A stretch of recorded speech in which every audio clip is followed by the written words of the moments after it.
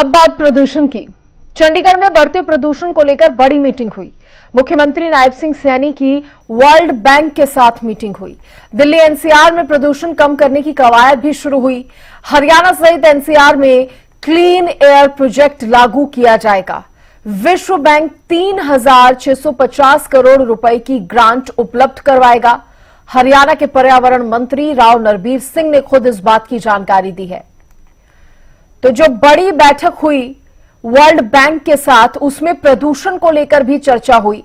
एक clean air project चलाने पर बात हुई है। हरियाणा सहित एनसीआर में यह क्लीन एयर प्रोजेक्ट चलाया जाएगा, जिसके लिए विश्व बैंक 3,650 करोड़ रुपए ग्रांट उपलब्ध करवाएगा।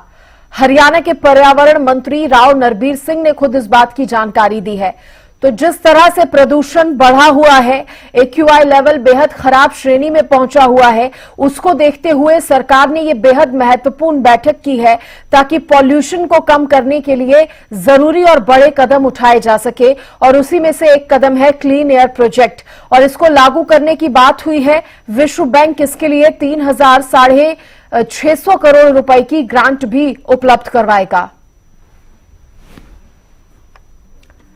तो प्रदूषण से निपटने का प्लान है। फरीदाबाद, गुरुग्राम, सोनीपत में 600 इलेक्ट्रिक बसें शुरू होंगी। फरीदाबाद में 500 किलोमीटर ऐसी सड़कें बनेंगी जिन पर धूल नहीं उड़ेंगी।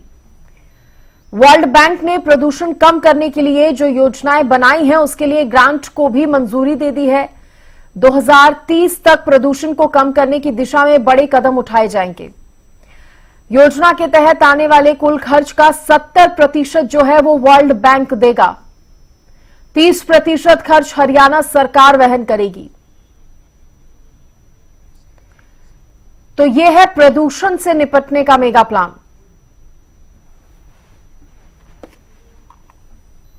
पर्यावरण ठीक रहे, इस बारे में विस्तार से चर्चा की कि वर्ल्ड बैंक आपकी क्या मदद कर सकता है।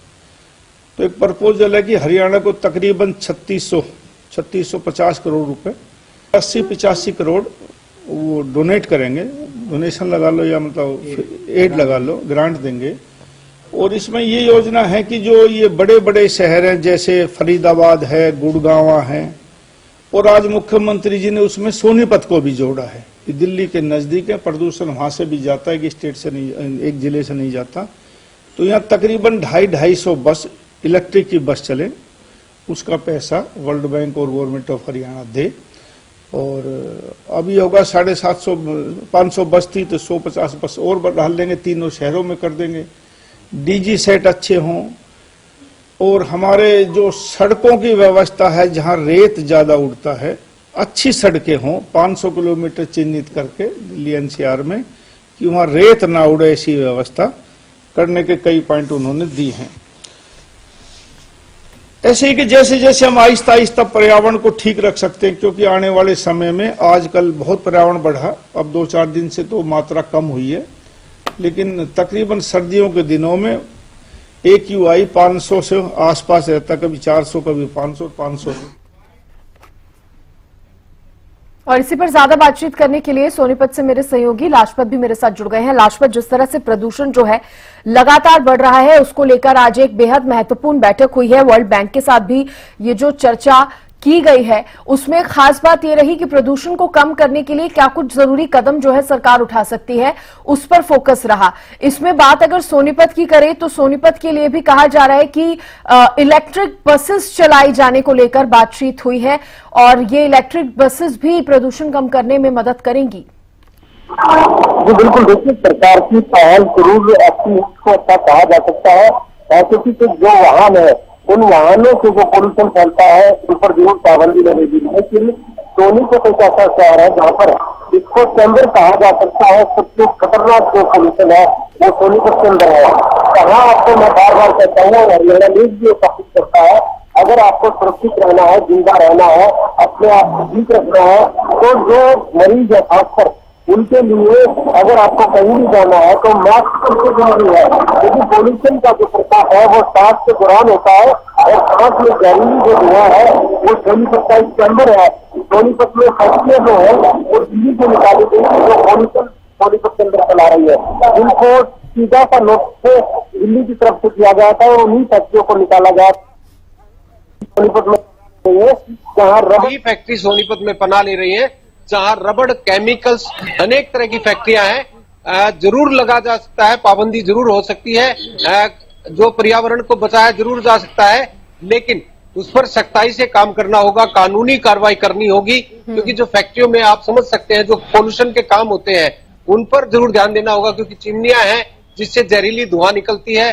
और उसमें एक जो पैनल होता है जो पानी के अंदर से घूमकर निकलना चाहिए, लेकिन वो सीधी धुआं निकलती है और उसमें जहरीली धुआं होती है। दूसरा सबसे बड़ा कारण जो है कहीं भी वेस्टेज को अपनी को डालना और उसमें आग लगा देना, वो भी जहरीला है। तो और जो सबसे खतरनाक चीज है, जो हवा तो शुद्ध है ही है नहीं, दो चीजें जीवन में सबसे जरूरी होती हैं, जो एक शुद्ध वातावरण और शुद्ध पानी, दोनों चीजों के साथ सोनीपत में खिलवाड़ हो रहा है। फैक्ट्री मालिक जो है अपना बोरिंग जो है वो जमीन में लगाकर जिसका पोल्यूशन का जो पानी है वो जमीन के अंदर छोड़ रहे हैं।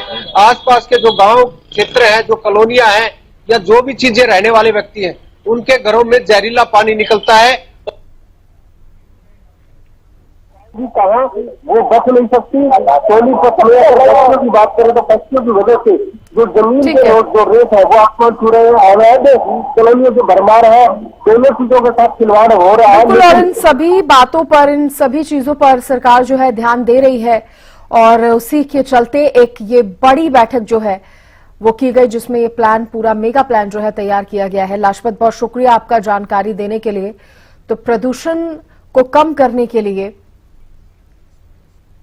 ये बैठक हुई है और जिसमें बताया जा रहा है कि 3650 करोड़ जो लागत आएगी, जो खर्च होगा, वो वर्ल्ड बैंक की तरफ से दिया जाएगा और 30% इसका जो खर्च है वो सरकार वहन करेगी। फरीदाबाद, गुरुग्राम, सोनीपत में इलेक्ट्रिक बसेस चलाने को लेकर बात हुई है और ऐसी सड़कें भी बनेगी जिन पर धूल नहीं उड़े। फरीदाबाद में इस तरह की सड़कें बनेगी।